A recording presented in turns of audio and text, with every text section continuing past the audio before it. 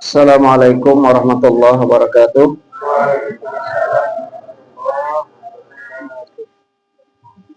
A'udzu billahi minasyaitonir rajim. Bismillahirrahmanirrahim. Alhamdulillahi rabbil alamin. Hamdan katsiran thayyiban mubarakan fi. Asyhadu an la ilaha illallah wahdahu la syarikalah. Wa asyhadu anna sayyidana wa nabiyyana Muhammadan abduhu wa rasuluhu la nabiyya ba'da. Allahumma salli wa sallim wa barik ala sayyidina Muhammadin wa ala alihi wa ashabihi ajma'in, amma ba'du. Bapak-bapak dan ibu-ibu sekalian yang dimuliakan Allah Subhanahu wa taala, sebagaimana kita ketahui bahwasanya puasa Ramadan itu baru disyariatkan pada tahun kedua hijrah baginda Nabi Muhammad SAW, tepatnya baru diperintahkan pada bulan Sya'ban, tahun kedua Hijriah. Allah Subhanahu wa taala berfirman di dalam Quran surah Al-Baqarah ayat 183, A'udzu billahi minasyaitonir rajim. Bismillahirrahmanirrahim. Ya ayyuhalladzina amanu kutiba alaikumus syiyamu kama kutiba alal ladzina min qablikum la'allakum tattaqun.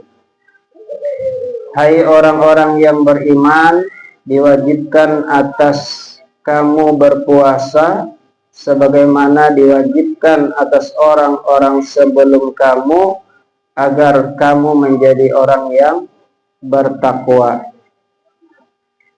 Sebelum perintah puasa Ramadan ini diturunkan, Nabi Muhammad SAW itu telah melaksanakan puasa Asyura, dan pada saat itu puasa Asyura itu hukumnya wajib.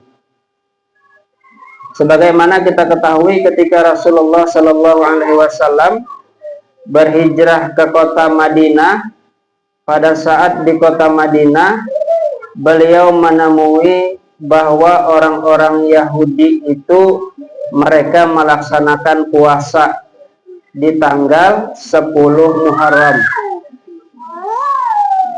Kenapa orang-orang Yahudi puasa pada tanggal 10 Muharram?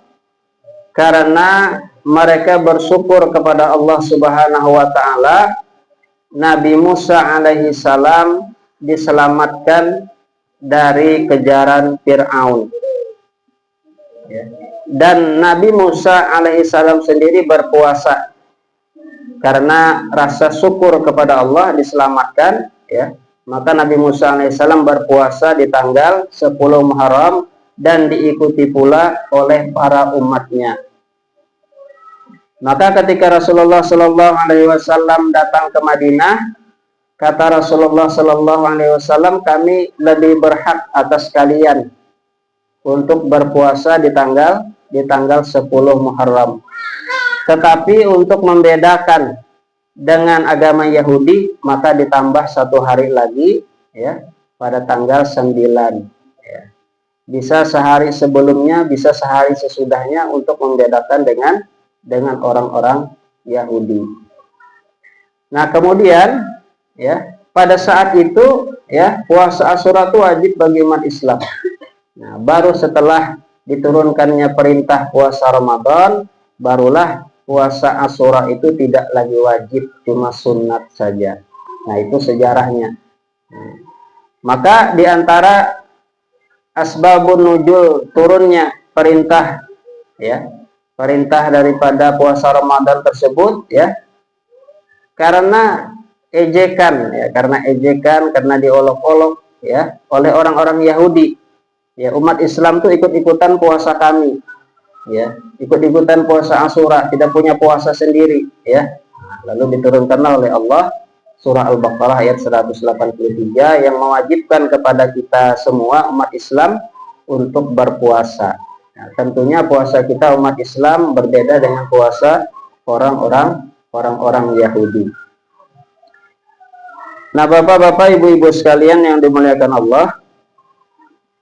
Nah, pada suatu hari ya, orang-orang Yahudi ini karena umat Islam sudah berpuasa Ramadan ya. Nah, maka mereka bertanya kepada Nabi Muhammad Shallallahu Alaihi Wasallam ya tentang keutamaan atau keistimewaan puasa Ramadan yang diwajibkan oleh Allah Subhanahu Wa Taala kepada umat Islam ya. Nah, ini diriwayatkan dari Ali bin Abi Thalib ya, Sayyidina Ali bin Abi Thalib ya, sebagaimana terdapat di dalam kitab Tanbihul Ghafilin ya, karangan Al-Imam Abu Lais As-Samarqandi ya.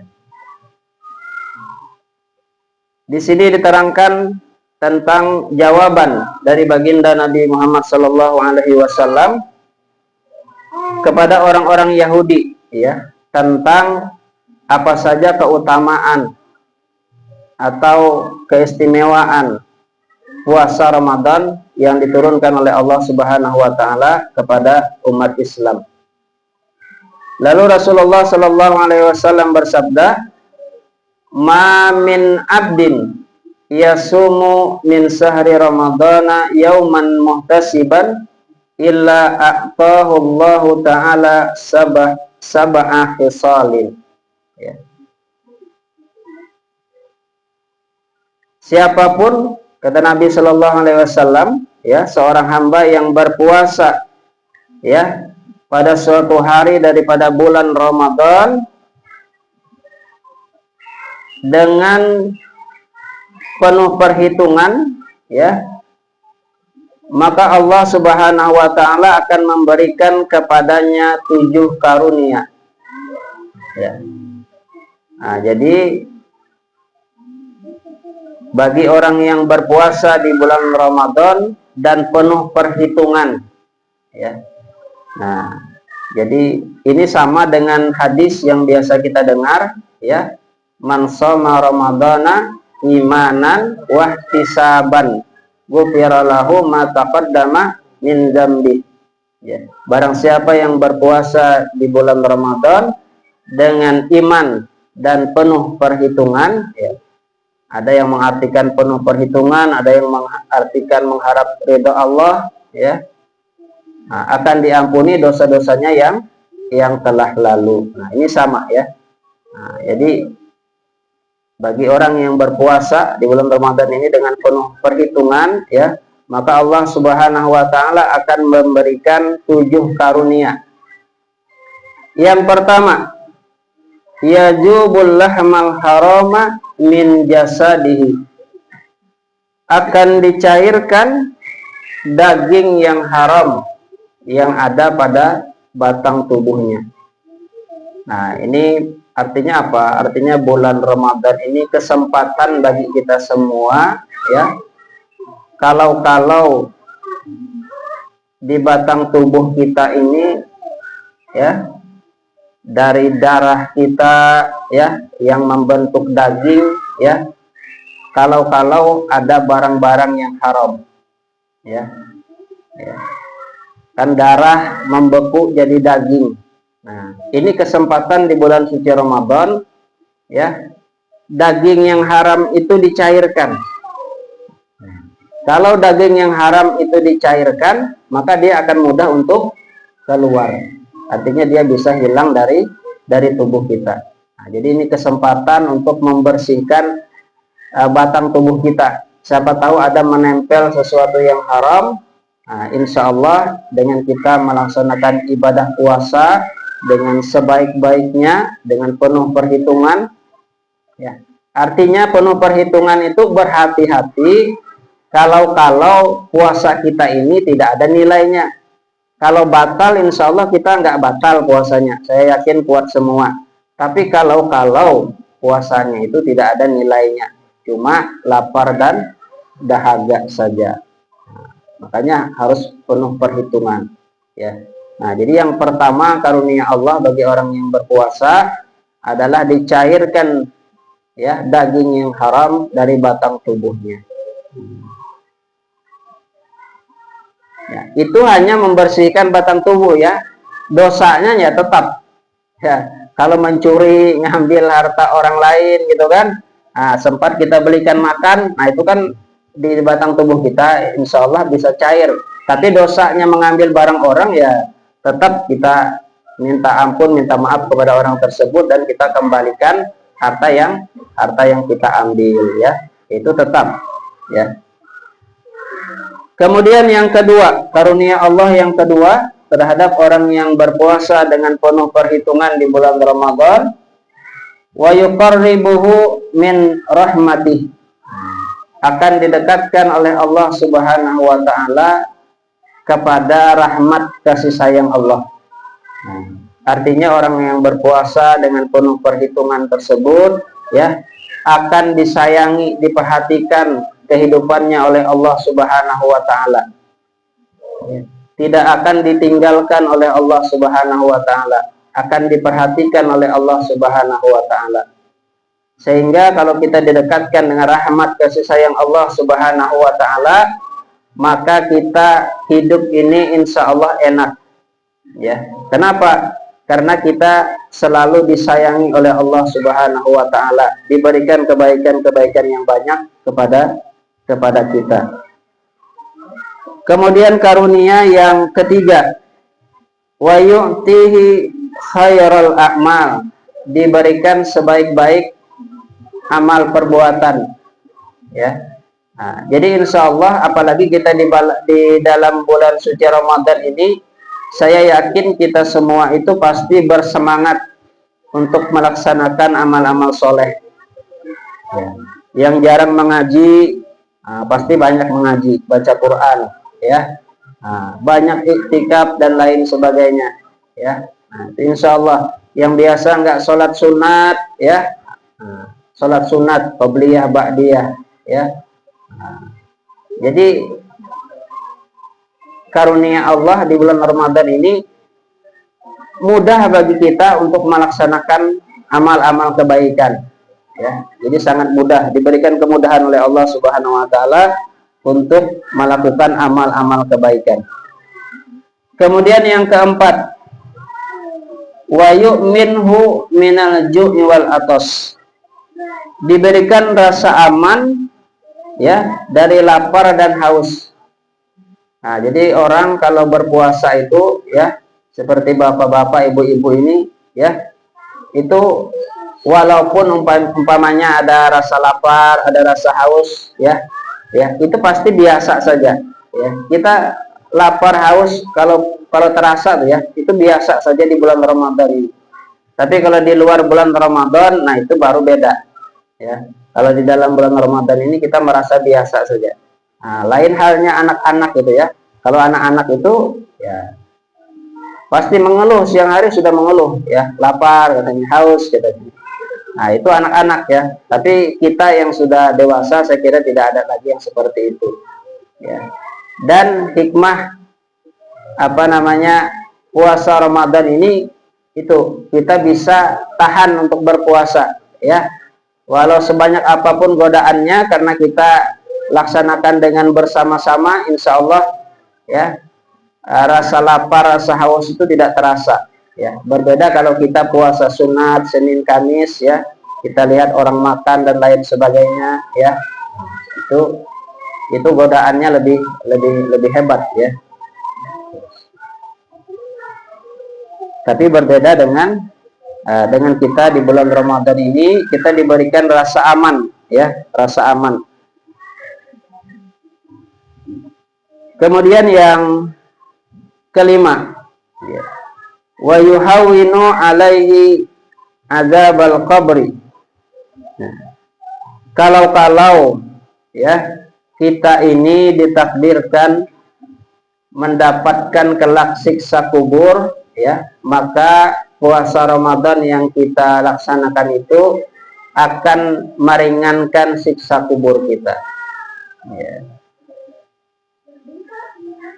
Jadi siksa kubur itu adalah maksudnya kubur itu ya, kubur itu barzah itu adalah pemisah antara kehidupan dunia dan kehidupan akhirat ya.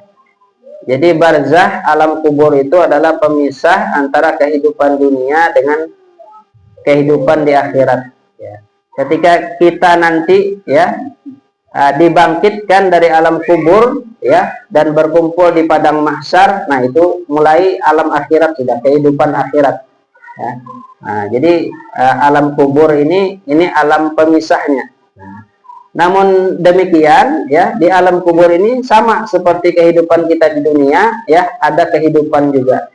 Oleh karena ada kehidupan ya, maka di alam kubur itu karena mereka sudah tidak beramal lagi ya, melainkan akan menikmati amalnya ketika hidup di dunia ya, maka nanti di alam kubur itu ada nikmat kubur dan ada pula siksa kubur. Tergantung sebesar apa maksiat atau dosa yang kita lakukan ketika di dunia ya. Kalau dosa kita itu tidak besar ya, mungkin ketika hidup di dunia dengan penyakit yang diturunkan oleh Allah itu sudah bisa menghapus dosa-dosa kita, sehingga kita ketika meninggal kita dalam keadaan husnul khatimah ya. Tetapi ketika dosa kita itu begitu besar ya, tidak bisa dihapuskan dengan sakit ya, ketika hidup di dunia ya, maka dosa kita itu ya akan membawa kita menerima yang namanya siksa kubur ya. Kalau dosanya sudah cukup ya, atau sudah habis dengan disiksa di kubur ya, maka di akhirat kelak ya tidak perlu disiksa lagi ya, maka insya Allah langsung dimasukkan ke dalam surga. Tetapi kalau dosanya begitu banyak ya, seperti gunung ya, ketika hidup di dunia sakit pun tidak bisa menghilangkan dosanya ya, siksa kubur pun tidak bisa juga ya, maka orang yang seperti itu kelak akan disiksa di dalam api neraka. Inilah orang-orang Islam yang fasik ya, orang-orang Islam yang berdosa besar, yang ketika di dunia mereka meninggalkan sholat. Maka yang meninggalkan sholat ini banyak sekali. Untuk itu saya ingatkan kepada seluruh aparatur Pengadilan Agama Tanjung Redap ya, dan seluruh keluarga besar Pengadilan Agama Tanjung Redap, karena ini termasuk tanggung jawab kami juga sebagai pimpinan untuk mengingatkan kepada kita semua, jangan sampai ada di antara kita yang meninggalkan sholat fardu 5 waktu meskipun itu 1 kali ya. Kenapa? Karena di dalam kitab Daqaiqul Akbar ya, bahwa 1 kali meninggalkan sholat fardu itu 500 tahun ditempatkan di dalam neraka. 1 sholat fardu itu 500 tahun dibakar di api neraka ya. Nah, makanya saya bertanggung jawab untuk menyampaikan ini kepada rekan-rekan sekalian. Yang penting saya sudah menyampaikan. Kenapa? Karena ketika kita melaksanakan proses mediasi kepada para pihak gitu ya, nah itu kita tanya, Bapak Ibu sholat apa enggak? Enggak katanya. Padahal orangnya PNS dua-duanya. PNS loh tidak sholat. PNS tidak sholat 5 waktu ya. Nah, saya harapkan kita tidak ada yang seperti itu ya. Nah, kenapa? Karena tidak melaksanakan sholat itu dosa besar ya, dosa besar ya. berzina dosa besar, ya, minum minuman keras dosa besar, ya, membunuh dosa besar, ya. Nah, pelakunya itu disebut dengan orang-orang fasik, ya. Fasik itu orang Islam, pelaku dosa besar. Nah, untuk orang-orang fasik ini, ya, maka kelak akan dimasukkan ke dalam neraka, ya. Orang-orang fasik itu akan dimasukkan ke dalam neraka. Sebanyak apa dosanya, selama itulah dia berada di dalam neraka, ya. Baru setelah habis dosanya, barulah dimasukkan ke dalam surga. Kenapa dimasukkan ke dalam surga? Karena dosanya sudah habis dan ada imannya, walau sebesar biji zarrah. Jadi walaupun ada setitik imannya, gitu ya. Ketika dia meninggal, dia masih meyakini bahwa Allah itu Tuhannya, ya. Nah, makanya disebutkan, ya, Miftahul Jannah, kunci surga itu la ilaha illallah. Nah, jadi selama dia meninggalnya dalam keadaan muslim, insya Allah masuk surga, ya. Tetapi apakah langsung masuk surga atau mampir dulu? Nah, itu yang jadi masalah. Kalau orang yang bertakwa, sebagaimana tujuan daripada ibadah puasa ini adalah untuk membentuk orang yang bertakwa, maka orang yang bertakwa itu ketika dia meninggal dunia, kelak dia dibangkitkan akan langsung dimasukkan ke dalam surga, tidak pakai mampir-mampir. Nah, tetapi lawannya daripada orang bertakwa ya orang fasik tadi, ya. Jadi lawannya orang yang bertakwa sama aja ini. Jadi lawannya orang yang bertakwa ya orang fasik tadi. Jadi kita harapkan seluruh aparatur Pengadilan Agama Tanjung Redap, ya, ini semua menjadi orang yang bertakwa. Tidak ada yang menjadi orang yang fasik, itu tidak ada, ya. Pelaku dosa besar orang fasik, ya. Kita ini umat Islam di Indonesia ini 85%, ya, Islam, ya. Penduduk Indonesia ini 80%, 85% itu Islam, ya. Nah, tetapi sebagaimana kita ketahui, ya, di mana-mana ada kemaksiatan, ya, ada kejahatan, ya. Nah, itu pasti pelakunya orang Islam, karena memang mayoritas orang Islam, ya. Nah, oleh karena itu, ya, mari, ya, kita semua, ya, menjaga diri dari hal-hal yang dilarang oleh Allah Subhanahu wa taala dan kita laksanakan segala apa yang diperintahkan oleh Allah Subhanahu wa taala, ya. Nah, jadi tadi yang kelima, ya, akan diringankan daripada siksa kubur kalaupun ternyata ditakdirkan mendapatkan siksa kubur. Kemudian karunia yang diberikan oleh Allah yang keenam, kepada orang yang berpuasa di bulan suci Ramadan dengan penuh perhitungan, wa yu'tihillahu nuran yaumal qiyamati hatta yujawijas sirat. Akan diberikan oleh Allah Subhanahu wa taala cahaya pada hari kiamat, ya, sehingga orang tersebut dapat bertiti di titian Shiratal Mustaqim, ya. Sebagaimana kita ketahui, ya, titian Shiratal Mustaqim itu yang di bawahnya itu api neraka, ya. Kalau kita jatuh, kita masuk ke dalam situ, ya. Yang Shiratal Mustaqim itu begitu tipis dan begitu tajamnya, ya. Ada yang melewatinya secepat kilat, ya. Ada yang biasa-biasa saja, ya. Ada yang sambil merangkak, ya. Ada yang sambil ngesot, ya, dan lain sebagainya, ya. Nah, nanti kelak kita akan diberikan nur cahaya, ya. Nah, jadi terang, penglihatan kita terang, tidak gelap, ya. Nah, dan kita dimudahkan untuk menyeberang sirat, ya. Kemudian yang terakhir, ya, yang ketujuh, ya, daripada karunia yang diberikan oleh Allah Subhanahu wa taala kepada orang yang berpuasa di bulan Ramadan dari umat Nabi Muhammad sallallahu alaihi wasallam adalah wa yu'tihil karamati fil jannah, akan diberikan kemuliaan-kemuliaan di dalam surga. Jadi Bapak Ibu sekalian, yang namanya di alam surga, ya, yang namanya di surga itu tidak ada orang yang berduka, ya. Kalau sudah masuk surga itu tidak ada orang yang berduka, semuanya senang sukaria, ya. Semuanya senang sukaria, ya.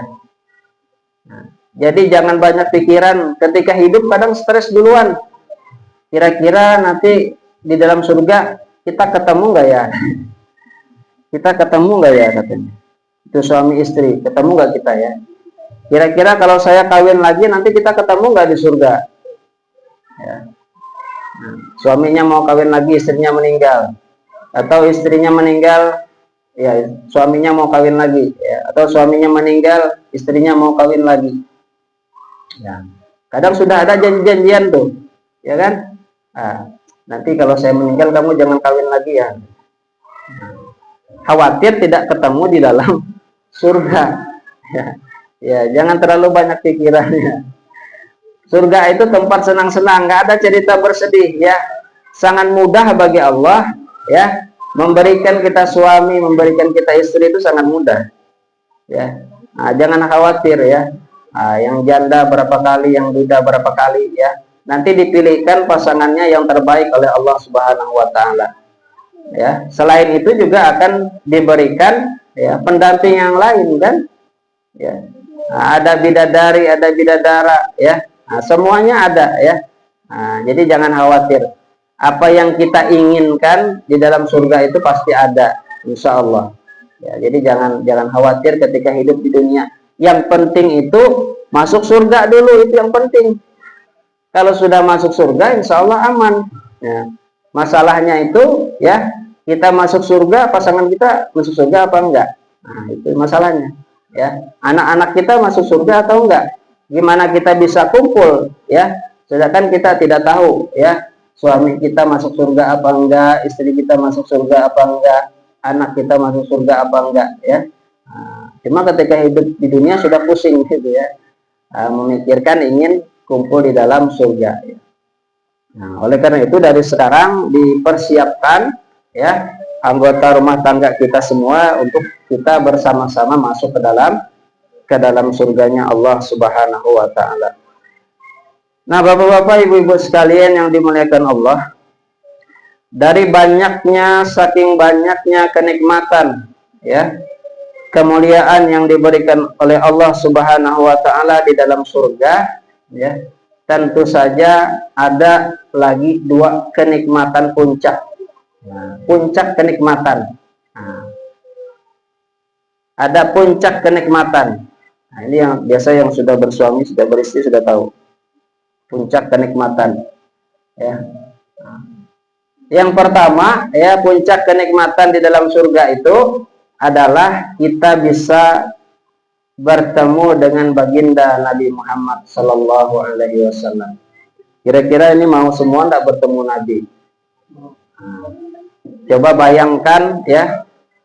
Kita bisa sekarang ini karena berkat Nabi Muhammad Sallallahu Alaihi Wasallam. Kita bisa memeluk agama Islam, ya, menjadi pengikut beliau, ya. Kalau orang yang berakal, insya Allah pasti ingin bertemu dengan Nabi Muhammad Sallallahu Alaihi Wasallam, ingin berterima kasih kepada beliau, ya, karena jasa beliau, ya, kita sekarang seperti ini, ya, menjadi beriman kepada Allah, ya, menjadi umat Islam, ya. Tentu kita ingin berterima kasih, ya. Seperti seseorang yang memberikan kepada kita hadiah, ya. Ada orang berkirim hadiah kepada kita, ya, dari kejauhan, ya. Nah, dikirim misalnya hadiahnya satu buah mobil, ya. Tapi kita tidak ketemu dengan orangnya. Kita tidak ketemu dengan orangnya. Nah, disebutkannya namanya si ini, namanya Muhammad misalnya. Ya, yang berkirim tadi dari kejauhan, pasti kita ingin bertemu dengan orang yang namanya Muhammad itu. Dan kita ingin berterima kasih karena kita sudah diberi mobil. Nah, ini luar biasa ya. Ini Nabi Muhammad Shallallahu Alaihi Wasallam ya, yang menyebabkan kita nantinya insya Allah bisa memasuki surga dengan perantara beliau ya. Nah, apalagi nanti ada syafaat beliau ya, nah, bagi umatnya ya, ada syafaat dari beliau ya.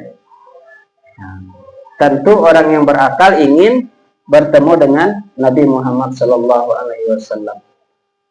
Di atas itu ada lagi yang paling puncak ya, yang paling puncak ya, kenikmatan di dalam surga, yaitu memandang wajah Allah Subhanahu wa Ta'ala ya.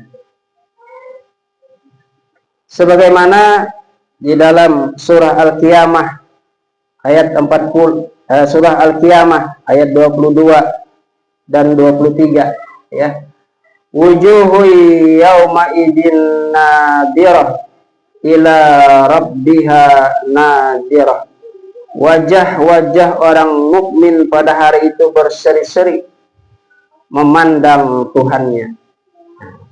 Jadi insya Allah itu keistimewaan yang luar biasa.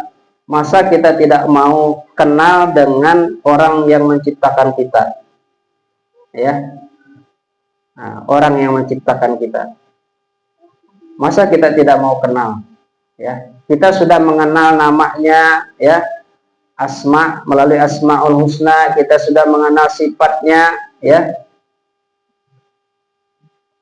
kita sudah mengenal af'alnya, perbuatan-perbuatannya, tapi kita belum mengenal zatnya ya. Pasti orang yang berakal ingin mengenal Tuhannya ya, ingin tahu zatnya Tuhan itu seperti apa. Nah, nanti insya Allah di dalam surga ini adalah kenikmatan puncak ya, yang diberikan kepada penghuni surga.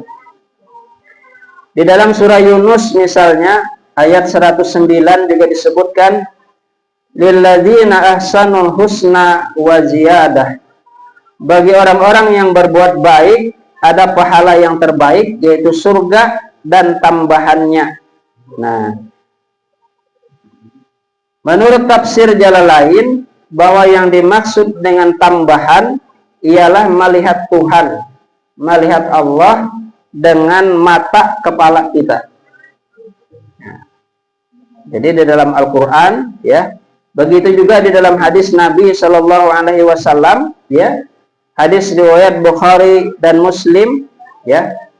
Ada sahabat yang bertanya kepada Nabi Shallallahu Alaihi Wasallam, wahai Rasulullah, apakah kita nanti dapat melihat Tuhan di akhirat? Rasulullah Shallallahu Alaihi Wasallam menjawab, apakah kalian terhalang melihat matahari ketika tidak tertutupi awan? Kata para sahabat, tidak ya Rasulullah ya. Kata Rasulullah melanjutkan, sungguh kalian akan melihat Tuhan kalian dengan jelas seperti itu ya. Hadis riwayat Bukhari wal Muslim. Nah, inilah puncak kenikmatan yang diberikan kepada para penghuni surga. Nah, inilah 7 ya, karunia yang diberikan kepada umat Nabi Muhammad yang melaksanakan ibadah puasa di bulan suci Ramadan dengan iman dan penuh perhitungan untuk menjawab pertanyaan orang-orang Yahudi Madinah ya. Saya simpulkan tadi yang pertama ya, dicairkan daging yang haram dari batang tubuhnya. Kemudian yang kedua, didekatkan ya kepada rahmat kasih sayang Allah. Yang ketiga, diberikan sebaik-baik amal perbuatan. Yang keempat, diberikan rasa aman dari lapar dan haus. Yang kelima, diringankan dari siksa kubur kalau mendapatkan siksa kubur. Yang keenam, diberikan cahaya oleh Allah di di hari kiamat nanti, dan dimudahkan untuk meniti titian siratal mustaqim. Dan yang terakhir, yang ketujuh, diberikan kemuliaan-kemuliaan di dalam surga. Ya. Demikian ya apa yang dapat saya sampaikan. Salah hilap mohon maaf. Billahi taufik wal hidayah. Wassalamualaikum warahmatullahi wabarakatuh.